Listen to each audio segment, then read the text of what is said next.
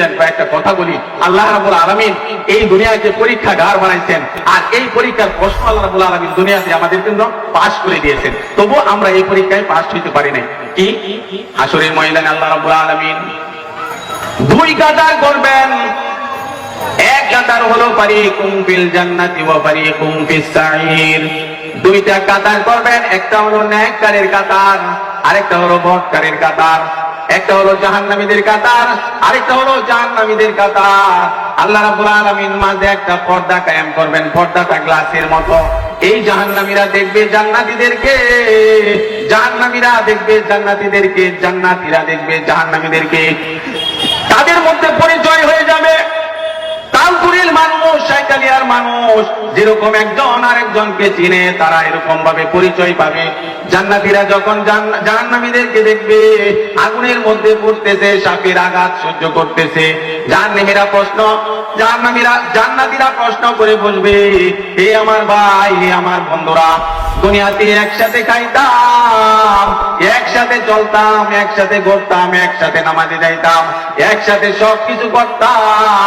আজকে আমরা হলাম জান্নাতি, আর তোমরা কেন জাহান্নামী? আল্লাহ রাব্বুল আলামিন দুই ভাগ করে মাঝে একটা পর্দা দিবেন। পর্দা দেওয়ার পর জান্নাতীরা জাহান্নামীদেরকে দেখবে, আর জান্নাতীরা জাহান্নামীদেরকে দেখবে। জান্নাতীরা প্রশ্ন করবে জান্নাতীদেরকে।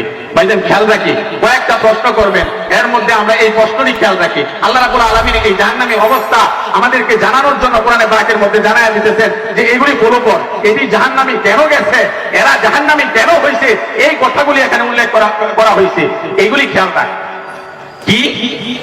যখন প্রশ্ন করা হলো যে ভাইরা আমাদের সাথে চলতা, আমাদের সাথে ঘুরতা, আমাদের সাথে খাইতা, আজকে তোমরা জাহান্নামে কেন গেলা? তখন জাহান্নামীরা বলতেছে আমরা কেন জাহান্নামে গেছি, এই কারণগুলি আমরা একটু মনোযোগ দিয়ে শুনি। মা সালাকাকুম ফি সাকার ক্বালু লাম নাকু মিনাল মুসাল্লিন। হে জাহান্নামী ভাইরা, দুনিয়াতে একসাথে খাইতাম, একসাথে চলতাম, একসাথে সব সময় ঘোরাফেরা করতাম, আজকে আমরা জান্নাতে, তোমরা কিভাবে জাহান্নামে গেলা? জাহান্নামীরা উত্তর দেয়, আমরা একসাথে চলতাম, একসাথে খাইতাম, কিন্তু কয়েকটা কাজ তোমাদের সাথে আমরা শরীক, আমরা তোমাদের সাথে করতাম না। কয়েকটা কাজ তোমরা করতা, কিন্তু আমরা করতাম না। এই কাজগুলি কি? ক্বালু লাম নাকু মিনাল মুসাল্লিন।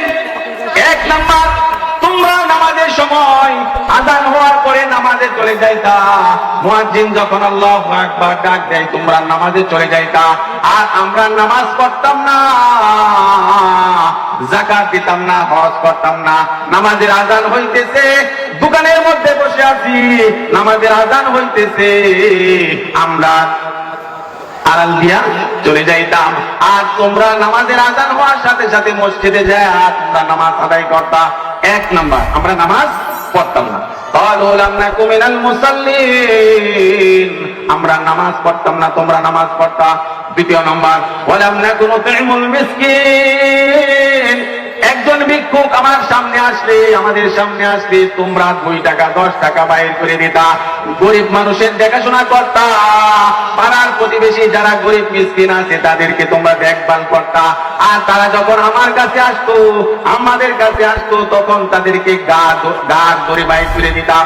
এই কারণে আজকে আমরা জাহান্নামী আর তোমরা জান্নাতি। 2 নম্বর। 3 নম্বর, ওয়া কুননা নাকুযু মা'আল খায়িদিন।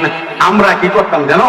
তোমরা উলামায়ে কেরামের প্রশংসা বর্ণনা করতা, ইসলামের প্রশংসা বর্ণনা করতা, আর আমরা দোকানপাটে যায় হাইরা উলামায়ে কেরাম হুজুরের বদনাম, ইসলামের বদনাম, এই উমুক কানুনের বদনাম, ইসলামের উমুক কানুনের বদনাম করতাম। সবসময় ইসলামের সমালোচনা করতাম, আলেম উলামার সমালোচনা করতাম।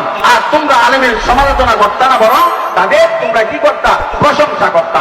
আর এই কারণে আজকে আমরা জাহান্নামী। 4 নম্বর। 5 নম্বর দেখেন, ওয়া কুননা নুকাযযিবু বিয়াউমিদ্দিন। আমরা আখিরাতকে বিশ্বাস করতাম না, আখিরাতকে বিশ্বাস করতাম না। আমরা আখিরাত বিশ্বাস করতাম না বলে আমরা দুনিয়াতে এরকম পাপাচারে লিপ্ত ছিলাম। এই কারণে আমরা জাহান্নামী। হাত্তা আতানাল ইয়াকিন। এই বিশ্বাস এবং এই কর্মে থাকা অবস্থায় হঠাৎ আজরাইল এসে আমাকে হাত মেরে আমাদের জানটাকে বাহির করে নিয়ে আসছে। এরপর আমাদের আর তওবা করার সুযোগ হয়েছে না। আজকে আমাদেরকে এই মরার পরে আল্লাহ জাহান্নামে দিয়ে দিছে। এই 5টা কারণে আমরা জাহান্নামী। খেয়াল করি। 1 নাম্বার, নামাজ পড়তাম না। 2 নাম্বার, আমরা কি করতাম না? ভিক্ষুকদের দেখাশোনা করতাম না, বা দুস্থ গরিবদেরকে আমরা দেখাশোনা করতাম না।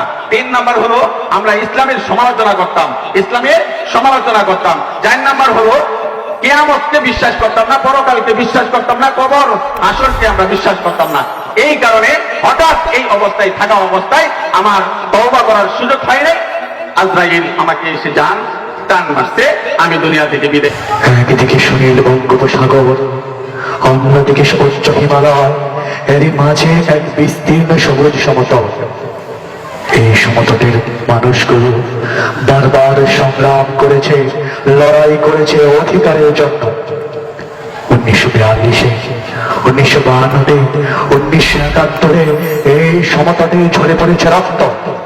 সবুজের সামিয়ানা রক্তের ফোঁটা পড়ে জন্ম নিয়েছে এক নতুন পতাকা, জন্ম নিয়েছে এক নতুন ভূখণ্ড, জন্ম নিয়েছে এক নতুন পরিচয়, জন্ম নিয়েছে এক নতুন নাম। এই নাম আমার প্রিয় বাংলাদেশ। সবুজ শ্যামল সুজলা সুফলা আমার প্রিয় বাংলাদেশ। প্রিয় উপস্থিতি, আমরা সবাই জানি আমরা বর্তমানে নভেম্বর মাসের মধ্যে অবস্থান করছি। কিছুদিন বাকি আমাদের সে বিজয় স্মৃতম ডিসেম্বর মাস আসতে, যে মাসে আমরা বিজয় অর্জন করেছিলাম।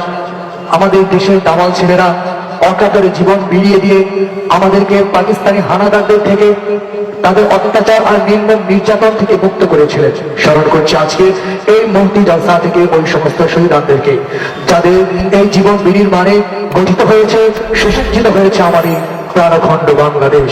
আল্লাহ পাক রব্বুল আলামিন সবাইকে জান্নাতুল ফেরদাউস নসিব করুন, সবাই বলে আমিন। মুহতারাম হাজিরিন, আলোচনা করতেছিলেন আমাদের সবার পরিচিত ব্যক্তি, মুহাক্কিক আলেম দ্বীন, তরুণ আলেম দ্বীন মুফতি মতিউর রহমান সাহেব।